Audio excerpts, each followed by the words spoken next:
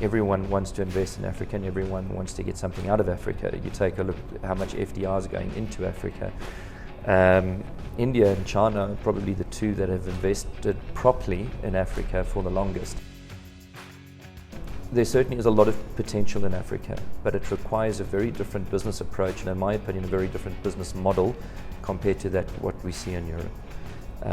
The stability of the business environment is very different, and what can be economically and politically stable for the past 3 to 5 years can very quickly and suddenly change to a point of instability, a lack of forex, and it just business industry just stagnates. It's terrible.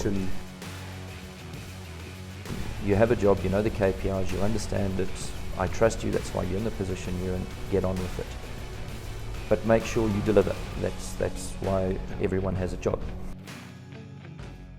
Confidence is very important, but not arrogance. So confidence needs to be there, but with a willingness to work and a determination to get things done. You know, you don't want someone that's just oozing this confidence. Great people to know, great people to chat to, but can they convert that energy to results? Are they able to see the bigger picture and understand where it is the business is going or where the situation is going?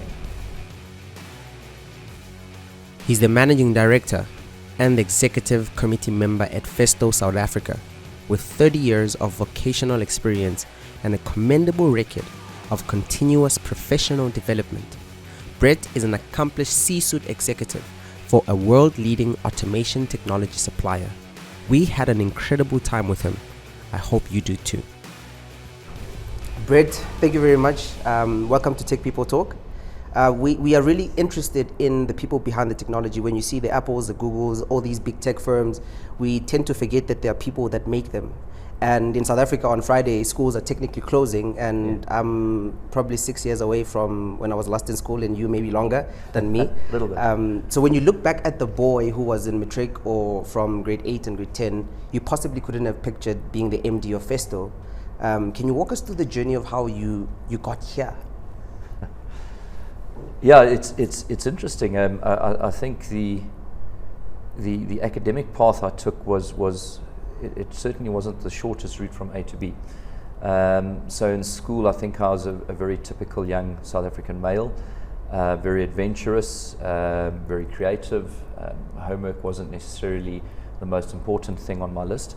So long story short, my school marks weren't actually that great. And when I matriculated, I needed to get a job. I couldn't go to university or Technikon. And I always grew up with a keen technical interest. And so my parents suggested to me that I take a look at possibly doing a trade, doing something with my hands, doing something technical, doing a trade. So went through the newspapers. This was actually while I was in matric still, and did some job hunting in matric, went for interviews and secured a job as an apprentice millwright, which was fantastic because it gave me a place to live at the ripe old age of 18. And I started my apprenticeship as a millwright. The beauty about it was that every year that we were artisans, we also had the opportunity to study. So they paid for our studies. So although my school marks weren't that great, I realized after school the errors of this and decided that I really need to change that, and studying was a very important part of my future career, not knowing yet where it was going to go, but I knew I needed to do something.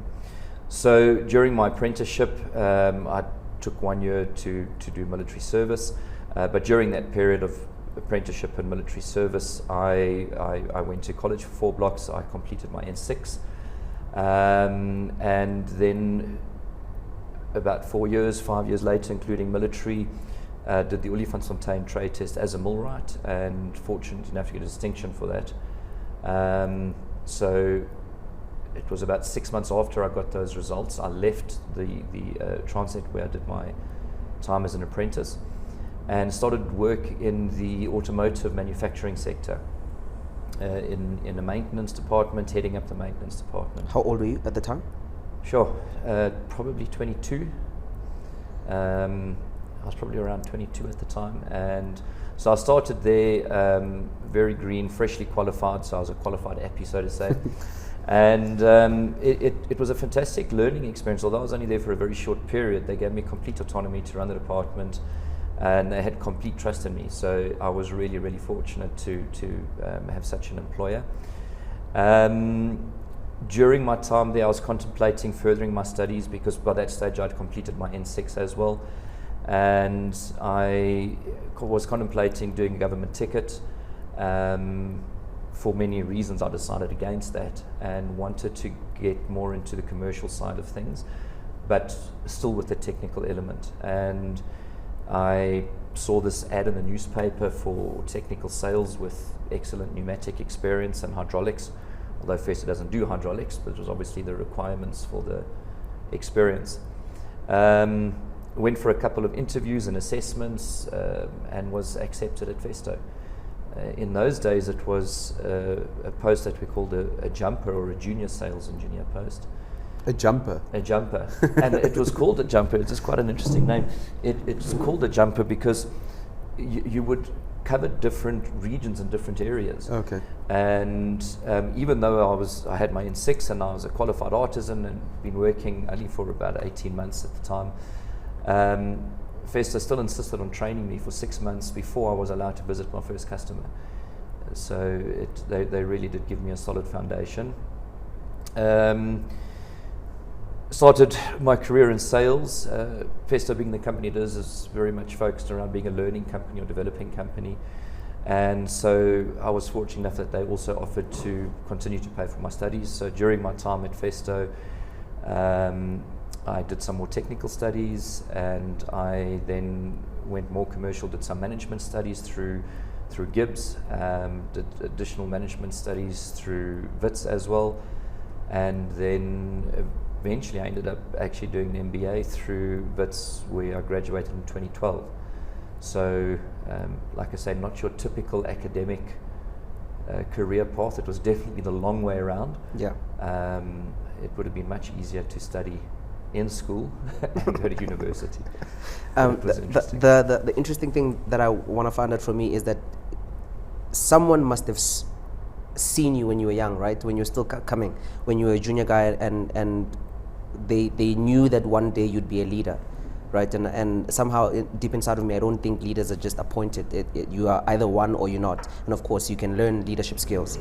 So now, as you are the leader now, fast forward a couple of years later, what is that thing that you would look for in a young Brett that would say, in 10 years' time, this person will be the MD, or would fulfill the role? I think confidence is very important, but not arrogance. So confidence needs to be there, but with a willingness to work and a determination to get things done.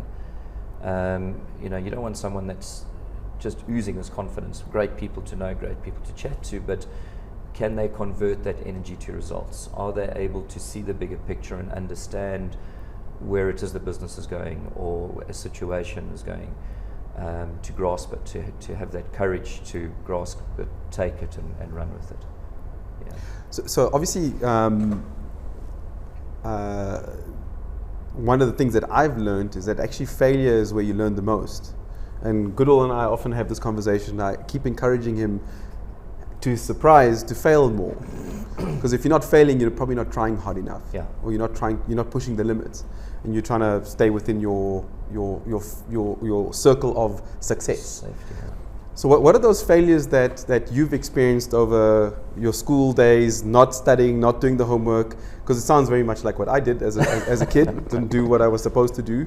And looking back, I actually realized I learned a lot from that. Yeah. What are those failures that stick out for you that, okay, because I learned the hard way doing that, I've been able to learn this new skill or this way of handling situations? So I mean, going back to school, we thought it was just great fun. It wasn't necessarily a failure. Yeah. We thought it was great fun. I think it was a sobering awakening when I left home at 18, and I realized it's tough out there.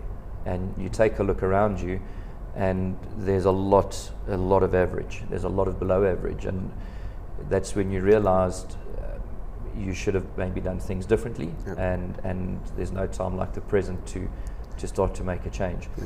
So for me, I'd say that was an awareness or an awakening.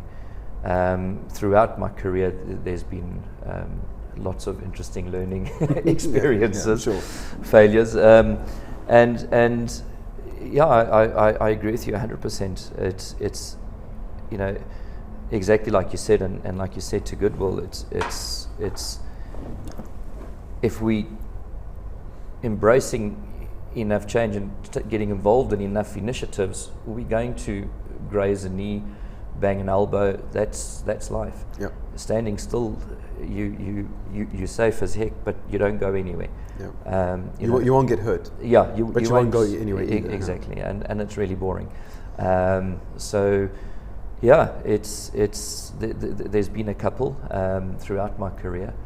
I can imagine. Yeah, but always I think it's good to be humble enough to look back at them. And sometimes you laugh and sometimes you cringe, but yeah, so long as it's a learning experience. I cringed at a lot of my failures, I can tell you that. Like, what was I thinking? Yeah. Maybe for the general sort of audience that don't know what Festo is, maybe give us just a snapshot of what Festo is, and then maybe as a second part, how Festo became what it is. Okay. So in brief, Festo really is, well, we're an automation company, but I think we're a lot more than that. Yep. So there's two parts to the Festo that I'm representing, that I'm part of.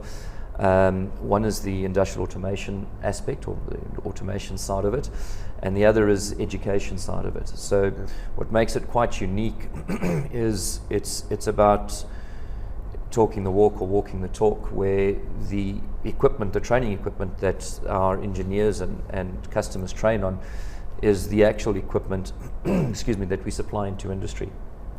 And so we teach what we do, and we do what we teach, which is automation technology, through all industry and all disciplines. So that's the one aspect of it. The other aspect is where it actually started, which is its tool technique.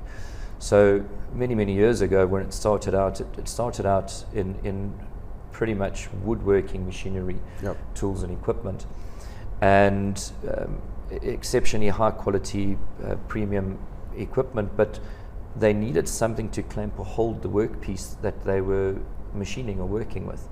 And so they came up with this quite simple then industrial pneumatic clamp, which needed to be controlled through a hand lever.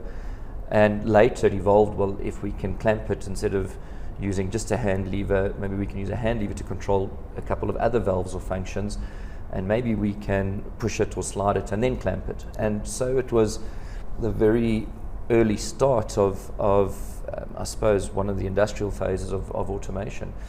The automation side obviously grew significantly faster than the tool side. Tool side is still around, very successful, very well recognized business, but where my responsibility lies, like I say, is more on the automation side, which has really just gone over the years from leaps and bounds, with everything now, not everything, but certainly the vast majority of automation having a very strong electronic or digital concept to it, not just the pneumatic, you know.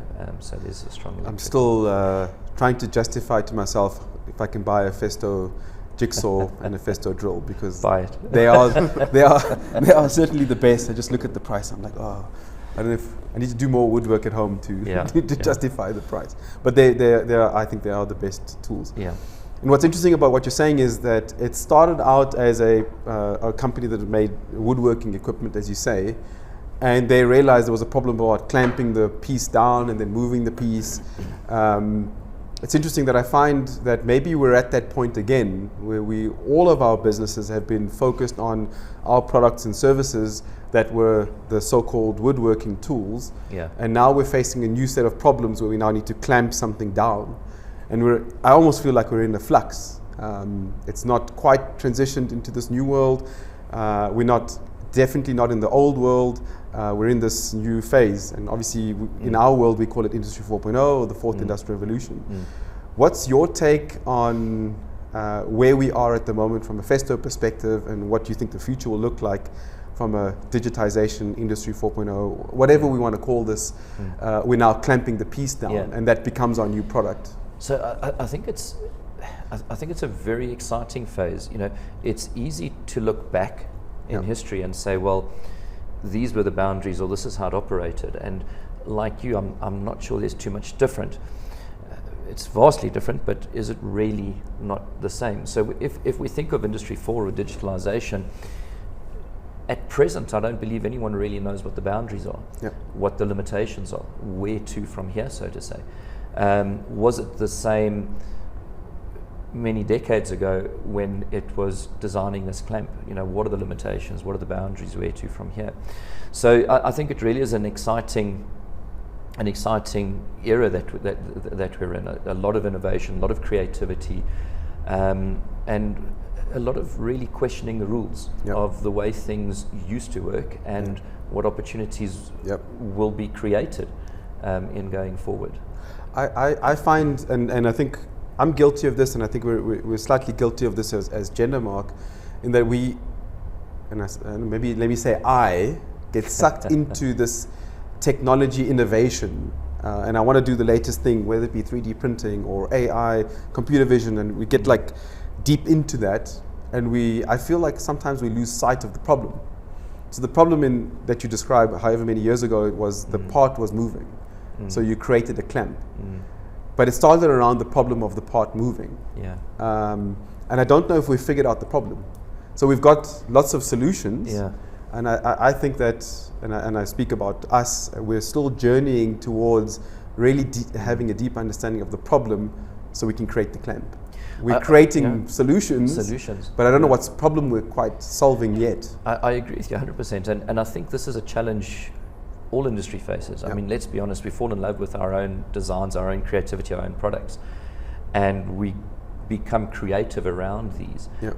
So although I think all of us like the cliche, it's outside in thinking, let's be honest, I think there's a strong element of falling in love with what we have and trying to take what we have to market instead of understanding what is the real opportunity out there, and let's take that and create something new within, and then have that as the value proposition. Because it's scary, because it might be very different to what we've currently got. It's the unknown, and that's why we kind of tend to stick to what we know, and as opposed to making the clamp, which is what Festo did.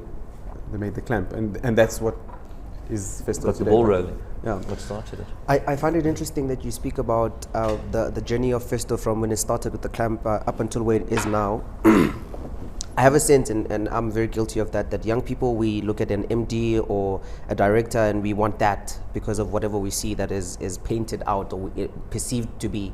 So the first question is, what do you actually do as the MD? And if you were to track back 5-10 years ago, you wouldn't have known that there would be a social media manager working for a corporate company, right? So the rate of change in technology is massive. That's very cool. Like, how do you as the leader position yourself in that way? I think it's quite difficult. I think we need to be very open-minded. We shouldn't become too fixated, not only what we do, but how we do it. And I think possibly one of the benefits that we have on the education side is we stay close to a younger generation, the new generation, the future, which are actually quite demanding and challenging with their expectations of us. So I think having that close link or that close interaction where you're getting this continual question asked, it forces you to think and kind of not become too fixated in your own world, so to say. But I think the biggest thing, certainly from my perspective, is just be open to new possibilities. Like you said, things change so quickly.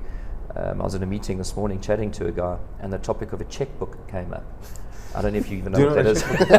I heard of it. I've heard of it before. And we were speaking about innovation and change, and he said to me, "Do you remember when the checkbook stopped?" there was no real defined date. It just stopped. You know, and I'm sure it took weeks, months, maybe years even. But that was quite long ago. Now it's so much quicker. Things chop and change. Look at cell phone technology. Look at tablets. Take a look at digital and the shelf life of certain items. So it's so quick. So you know, I think we cannot become too fixated on one way of doing something. We really need to be open to the prospects. And your roles and responsibility as managing director, what does that look like? Very broad. So of course responsibility for full P&L for South Africa and Africa. What does P&L mean? Product and loss, the financials. Okay. Yeah. So generating revenue, managing costs, ensuring a return, creating strategy, implementing strategy, ensuring that the team or teams plural know and understand what this is, driving that, identifying new business opportunities, building them. So it really is quite broad. I'm asking this because I'm thinking about work-life balance, right? And the first part of the question is, do you enjoy and are you happy doing what you do? And how do you balance that with your personal life outside to find the sweet spot? So at times the balance is difficult, and I say it's difficult. I think anyone in this position or a position like this cannot be there if they don't enjoy it, because it is demanding and it does take a lot of your time. It does take a lot of hours. I say it's difficult balancing it because sometimes your 5-hour becomes an 8-hour, becomes a 15-hour, and you look and sometimes you're pushing 16, 18-hour days. So sometimes, and especially when it's work from home, you know, when you've got your home, it's worse. Yeah, when you've got your home office and you're sitting there and you're responding to mails or you're working on strategy, and 1 hour quickly becomes 5. So I actually set alarm clocks because you look and it's light outside, you look again and it's dark. It's, you know, and how many hours has it been dark for? So, but it is something I believe in. I'm a very firm believer in the cliche, work hard, play hard. I believe that balance is important. And I think you can have fun at work as well. Do I enjoy my job? I love my job. I love the people. I love what the business represents. And I think your work environment should be somewhere where you can find enjoyment, where you can have fun. But socially, you also from time to time need to say, that's enough now, and you need to take that break. Absolutely. Good. What does the play hard look like for you? At work or at home? Or both? Yeah, so we have a high-performing, I think high-demanding work environment. So when we have our board meetings or our exco meetings, we try and include occasional lunch. We go away on strategy meetings, and there's always a strong team dynamic, and it's there is a social element, but it's a high output, high productivity environment. So that's good. At home, I love the outdoors. So we've got quite a big garden. Well, we live on a plot, so it's almost 4 hectares. So we've got a couple of animals, love the gardening, love the outdoors, hiking, spending time with the family, doing a lot of fishing, mostly fly fishing, and just being outdoors, spending time on game farms and spending time in the bush. Awesome. Yeah. That sounds like what I'd love to do. What I prefer. But you doing. work too hard. Yeah. The home office killed it. It does. The home office, and you look outside the window and you're like, I should. So I know some, obviously we're a Festo customer for a long time. And the Genmark Festo relationship is more than just a supplier-customer relationship. It is it's a cliche, but it is a partnership. I know when we're down, you help us. When you're down, we help each other. So it's more than just that. And actually, at the end of the day, it comes down to some of the personalities we deal with on a day-to-day basis. We spoke earlier about Jonathan, Bertus, Patrick, Adrian for a long time. There's a certain trait that, not everyone is the same, but there's a certain trait that those personalities have, and that comes from a leadership style within an organization. I was just very interested to know how you drive that, how you create that culture, because I can tell you from a customer perspective, it is a pleasure to work with Festo. Not always great from a delivery perspective, things break. We've had some technical disasters where machines are around the world and some stupid thing breaks for whatever reason. But we've been able to manage that because of the leadership style within the organization. Very interested to know how you do that. It works, put it that way. Yeah, thank you. I think Festo and certainly the culture we've created and tried to sustain, it's not for everyone. And this is clear. On rare occasions, very rare, fortunately, we may make a poor hiring decision, and the person really doesn't stick around long. So it's clear for me it's not for everyone. But as far as the culture is concerned, culture is the people, but it's the leadership around. It's the whole. Exactly. It's the whole environment. For me, I think it's the high expectation on performance deliverables. Like I said earlier, work hard, play hard. Of course, it is a cliche as well, but I think it's holding each other professionally accountable, even within the sales teams, not just sales manager to sales engineer, or not hierarchically, but on the same peer level. It's that professional accountability. I observed that in the very early stages in Festo.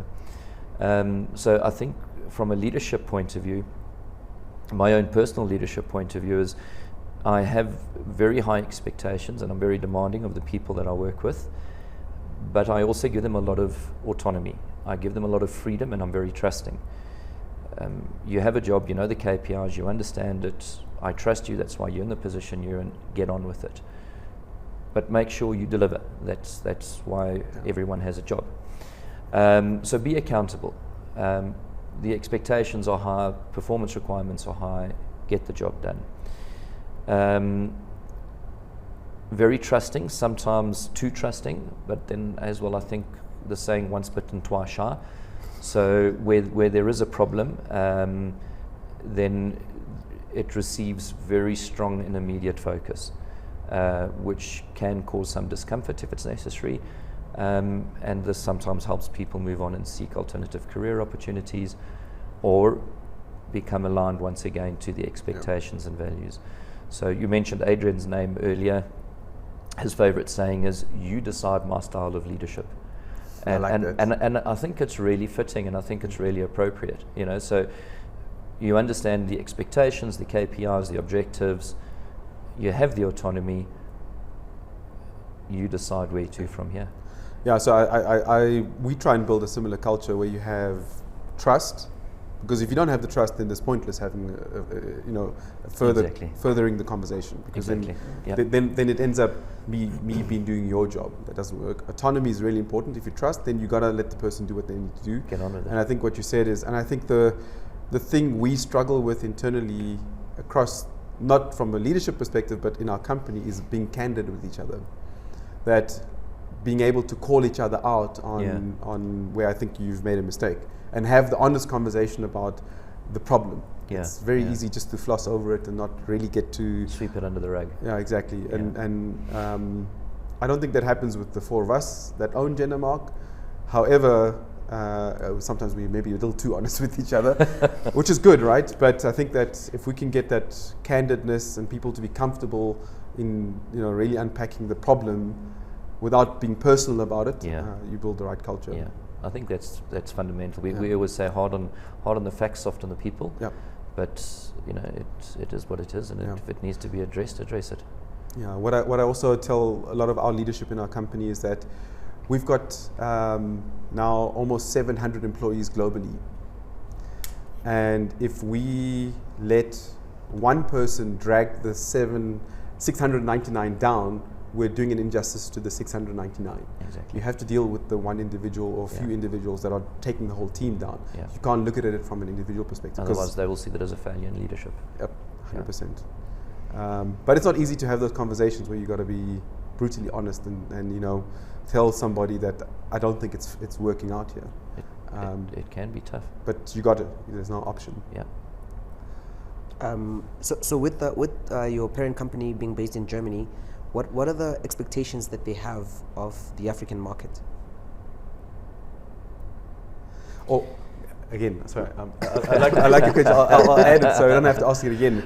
So my addition to Goodall's question is, there's a perception that there's a 1.3 billion people continent that should be spending the same as A lot China more. Yes. or India, right? Yeah. But we're very different. Our industrialization maturity is not anywhere close to those organizations. Exactly. And I find a lot of our customers, a lot of first world companies view Africa as the same as everyone else. Yeah. But it's not. Yeah. And they also view South Africa as the rest of Africa. Yeah. And it's not. It's vastly different. How do you frame that conversation with the board in Germany? It's, honestly speaking, it remains a continual challenge. A continual challenge because it's exactly like you've summarized. They take a look at the population density, they take a look at the GDP, and they use the same algorithm or calculation as they do for the rest of Europe, and they say, well, surely there should be this amount of potential coming out of there. You guys have done business up in Africa, so I'm sure you know, two countries directly next door to each other with the same industry sectors can be like chalk and cheese. They can be completely different from economic, from a government, from a political. They can be chalk and cheese. So as vastly different as South Africa is to the rest of Africa and to Europe, so is each country within Africa. It does remain a challenge to get them to understand this, and there's a continual focus. Look, let's be honest, globally everyone loves Africa. Everyone wants to invest in Africa and everyone wants to get something out of Africa. You take a look at how much FDI is going into Africa. India and China are probably the two that have invested properly in Africa for the longest and are probably getting the biggest return out of it because of how they've infiltrated. Whether this is morally and ethically correct and how they've done it or not is, I think, a whole different discussion. But there certainly is a lot of potential in Africa, but it requires a very different business approach and, in my opinion, a very different business model compared to what we see in Europe. The stability of the business environment is very different, and what can be economically and politically stable for the past 3 to 5 years can very quickly and suddenly change to a point of instability, a lack of forex, and industry just stagnates. It's Inflation. terrible. Inflation goes through the roof. Yeah, it's all these crazy things.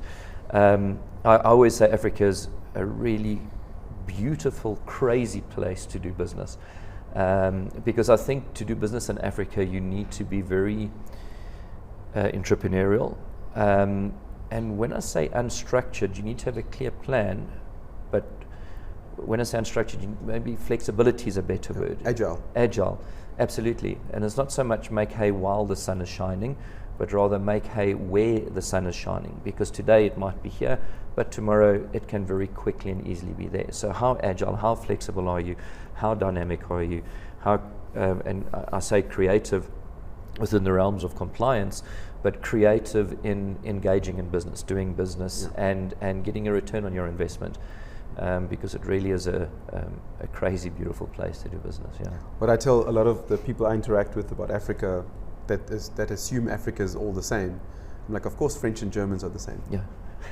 exactly. So that's the same. When I say that to them, then they realize actually French and Germans are not the same. France and Germany are not the same. And you can't assume that South Africa is the same as Mozambique because we're neighbors. Yeah, exactly. And I think there's a click. Oh, okay, I get what you're saying. Yeah.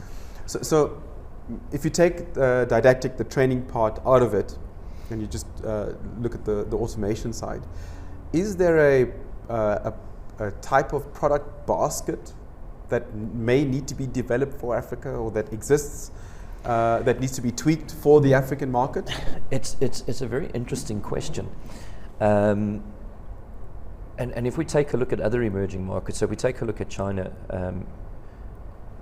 respecting Africa and China as being two completely different business environments, but both emerging. So in China, their level of maturity and development insofar as manufacturing and business is concerned is at a very different level, of course, to Africa, although still emerging. And it's a very competitive environment, very commoditized environment, and so there are certain products which are well suited to that and very technical. So although they are two very different, there's a lot of similarity in this. Yeah. So in Africa, you have a lot of informal manufacturing sector, a lot of your informal production, which needs I would say, low cost, low functionality, fit for purpose, very commoditized type of product. To empower your basic manufacturers some degree of automation, but very small volumes and very informal. On the other scale, on the other side of it, you've almost got this crazy technology jump. Where we get more call for Industry 4 applications and solutions in Africa than we do from South Africa, which South Africa is supposed to be more developed and more mature. And I think it's because of the scarcity of skills and technology of the people in Africa working with the equipment.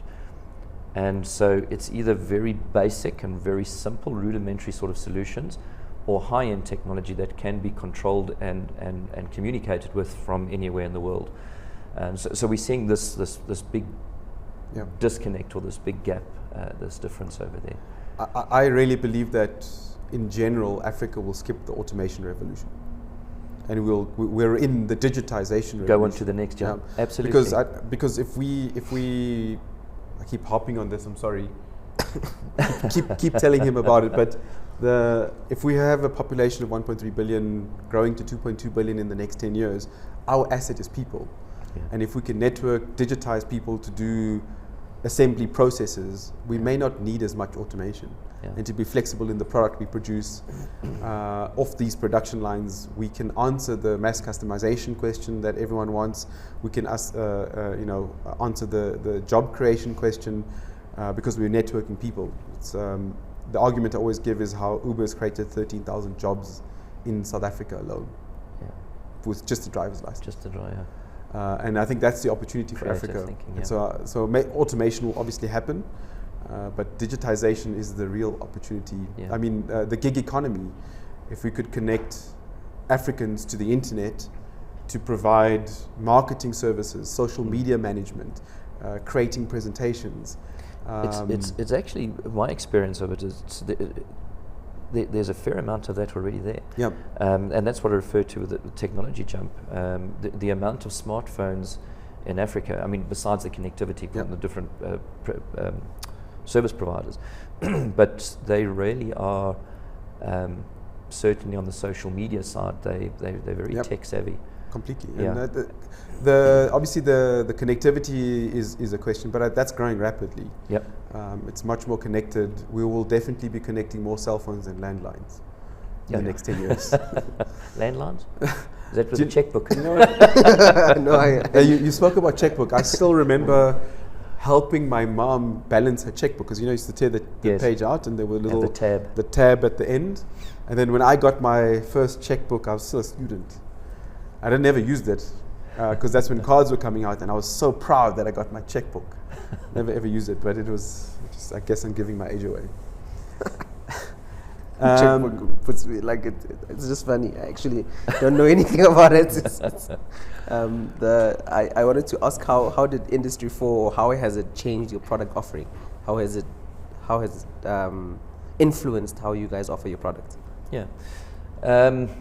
So I think, like all suppliers into industry, we've had to embrace technology. We've had to embrace this new crazy thing, Industry 4, where it's going. Who knows how defined is it as yet? So all the products had to have this connectivity. They had to be networkable. You had to be able to extract information, extract data. For me, I think the big question is what you really do with that data afterwards. It's not just preemptive, but it's for me it's beyond that. What do we really do? And I think that's where the boundaries exist or don't exist. Yeah. So of course there's the technology of the products, where all these products need to be able to capture the data that they are producing or what's being produced around them and send this to a cloud somewhere. How we've seen it change as well is if we take a look more towards artificial intelligence. So there's a company, Resulta, that we bought out for our artificial intelligence department, and we kind of evolving from, if you think of the valve terminals, the valves, the cylinders as aluminium, as hardware, we do still sell that, but we've gone from selling just that to now selling the software as well. And the interesting thing for me about that, a Festo valve or a Festo cylinder is Festo because it's laser engraved on their Festo, and that's our brand. But it's so much more than just a brand, and we were chatting about that earlier. But there's still this strong brand connectivity. But artificial intelligence is pretty much brand neutral. Yeah, there's the software, there's intelligence, that's what we sell behind it. But that really talks to and communicates to anything out there. And so in the past, you would be promoting a hardware mentality solution, and now it's more this software mentality solution that's talking to multiple brands, and it's really ecosystem. Like I say, it's predictability beyond. It's what are we really doing with this intelligence? That for me, I would see that as the real next step in value proposition. Going beyond or carrying the brand forward, not just in the hardware, but in the intelligence and the software, what you do with all of this data.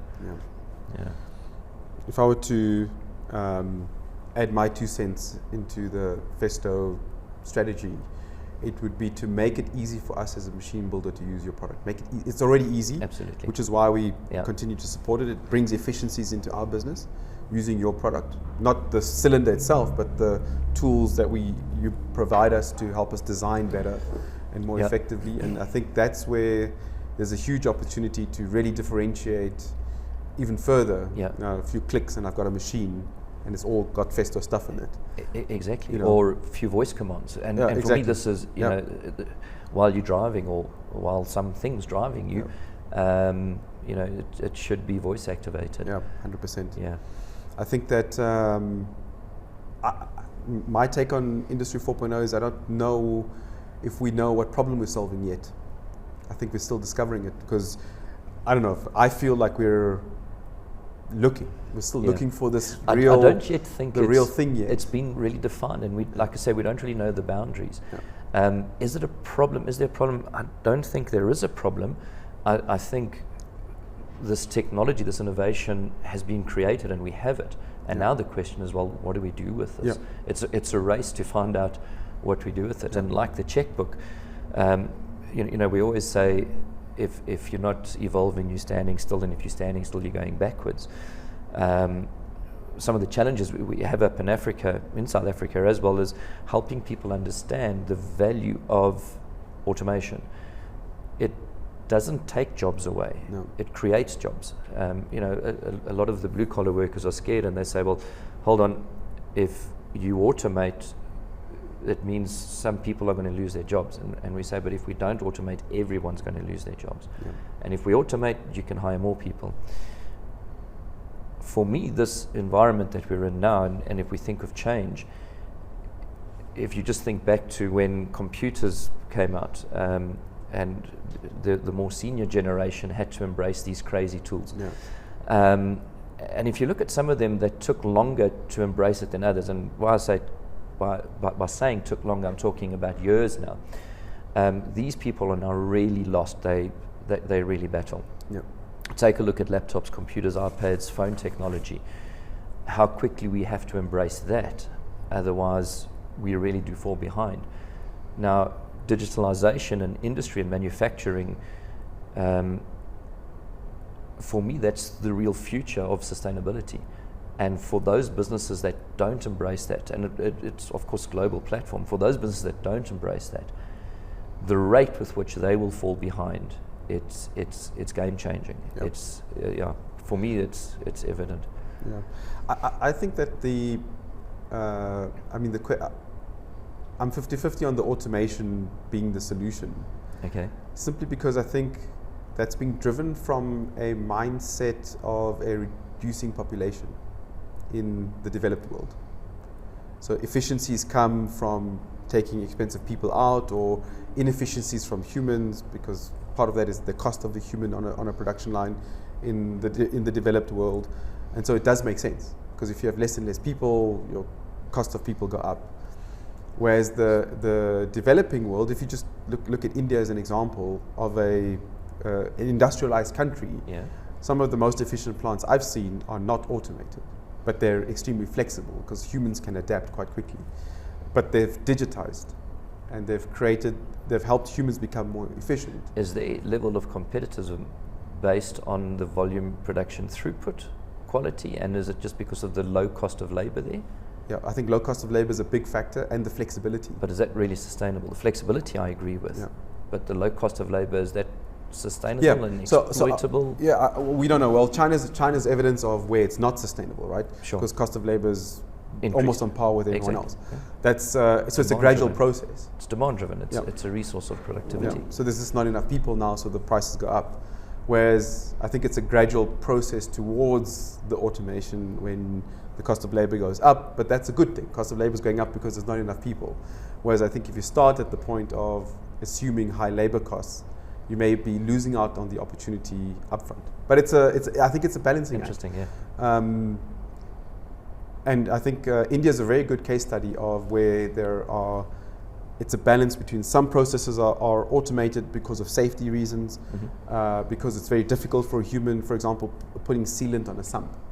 Very difficult for a human to follow the pattern of a sump. So there it makes sense to automate. Just a robot. Whereas taking the sump and putting it onto the engine is very complex and expensive to do automatically. Whereas a human could do that in much faster, much quicker, and I could pick up 10 different sumps. Whereas the automation to do that is much more complex. So I think it's a balancing act, and I think from a developing country perspective, we need to create our own formula, not copy and paste a developed world formula, which is what I often find us doing, is because our customers are in Europe say that you must automate this process, we tend to just do that. But is it actually efficient? I'm 50-50 on that, depending on the environment. I think there's a few things. I mean, obviously you want to take a look at your throughput and your costs of your different input costs. And I think particularly in Africa that will determine to what degree it's automated. But as well to realize our sustainability depends on our ability to compete globally. And there, all your input costs are important, including labor, but as well things like volume and quality. So I'm sticking with the automation. and I think obviously time will tell. And I mean I also view it from if you just imagine a small to medium enterprise that wants to start making toy cars and sell it globally. For them to set up an automated production line to make toy cars doesn't make sense. No, sure. However, if you digitize the process, I can make the ordering system, a child in Sweden can customize the design of the car, download it to a process that the humans assembling this customized car, and I can ship it back. So it allows a small to medium enterprise to start creating opportunities, and obviously as volumes go up, etc., you might want to automate some processes. So we were having, and when you say automate some processes, I think this is maybe where the future goes. So when we think of digitization or digitalization, it's not necessarily a switch that we'll flick. So it's neither left nor right, on or off. It's more this map, this path, this journey, exactly like you pointed out. So this is the map or the path that we need. This we'll do from Sweden, this we'll do from Africa, this we'll do from China, this we'll do from India. Absolutely. And again, like we were discussing earlier this morning, where we're taking a look at factories that are sharing technology, factories that are sharing, let's call it products of manufacturing, their machinery, their technology, their innovation. We saw it a couple of years ago where machine shops, you would have this center of excellence as far as a machine shop is concerned, where you could go in and you could pay per use according to a standard hourly fee and then a fee per machine or a certain cost per machine that you were using. And I really think there will be a place for this. For sure, there will be the mass volume manufacturers. Production has to be automated. But for the smaller ones that you were speaking of, the more informal sector, I believe there will be areas of productivity or manufacturing where there's different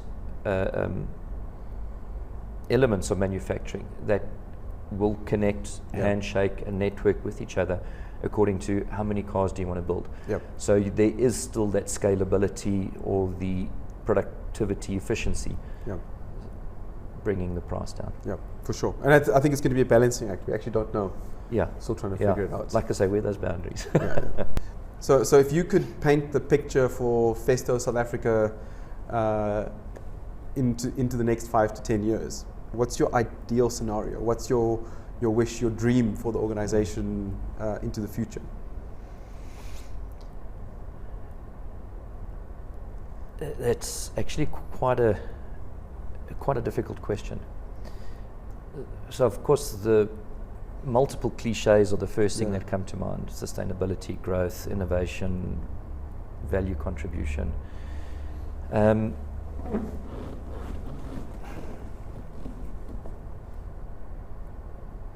So I think from a business, and when I say a business, like the hardware, the brand name, the hardware point of view, one of the things I've valued the most, and I've seen customers really draw value from as well, is the creative innovation that is Festo, that is behind the technology of the product that we put out there.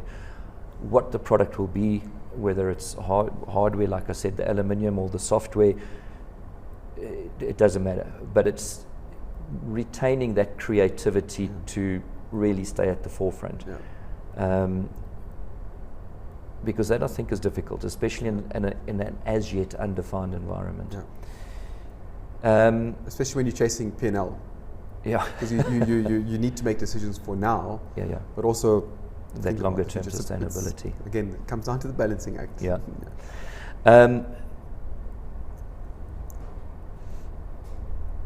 I think what makes us really unique, though, and in the very beginning of this discussion, we spoke of the culture of the business.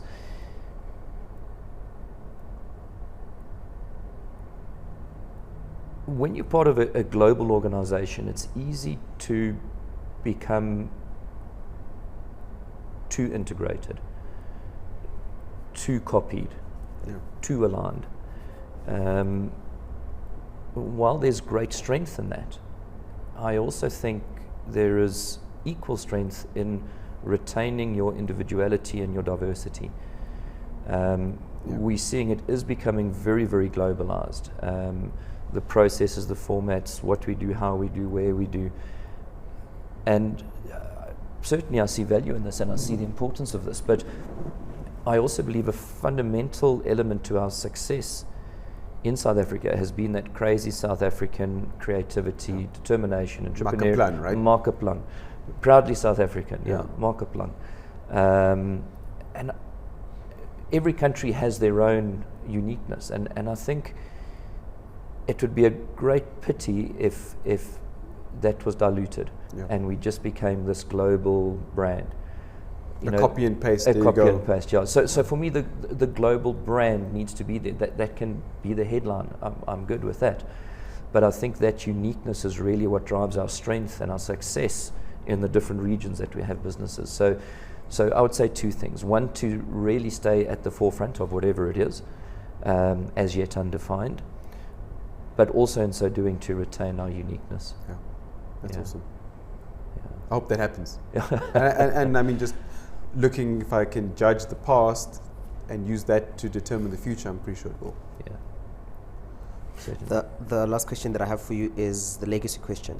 What do you want your legacy to be to your children, to your employees, to your partners? What does that look like? You saved the two difficult questions for last. I think someone who's made a difference, not just copied, not to be the copy and paste, but someone who's really contributed, someone who's really made a difference influenced decision, influenced strategy, designed it, developed it, implemented it. I think being a real leader, you know, not just a puppet or a yes man, but a real leader. I think for me that's important. Yeah. And for your family, if you're comfortable? That's a tough question. Dad. Yeah. I know how it's that feels. tough. Yeah. But that kind of describes a lot, right? Yeah. I think being the dad, we spoke about those mistakes in life and careers and learning. If you think career choices are tough, for me, being a parent, so being a good dad. That's awesome. Yeah. Wow. Brett, thank you very much. Thank really you guys. appreciate coming It's to been the fantastic. Yeah, Thank awesome. you very much. Thanks for your time. Cool. Thank you. Cool.